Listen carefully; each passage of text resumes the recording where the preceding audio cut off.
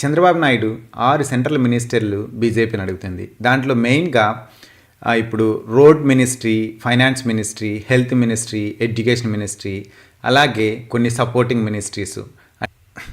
ఇవే కాకుండా లోక్సభ స్పీకర్ని కూడా చంద్రబాబు నాయుడు అడుగుతున్నాడు.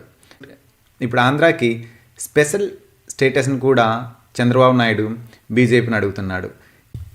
ఇప్పుడు ఒకసారి చంద్రబాబు నాయుడు డిమాండ్స్ని చూస్తే వీటన్నిటిలో special status apart from ministries, అలాగే లోక్సభ స్పీకరు, స్పెషల్ స్టేటస్ ఆంధ్రప్రదేశ్కి సాధ్యమా అని అంటే ఇప్పటివరకు దేశంలో 11 స్టేట్లు ఈ స్పెషల్ స్టేటస్ని ఎంజాయ్ చేస్తున్నాయి.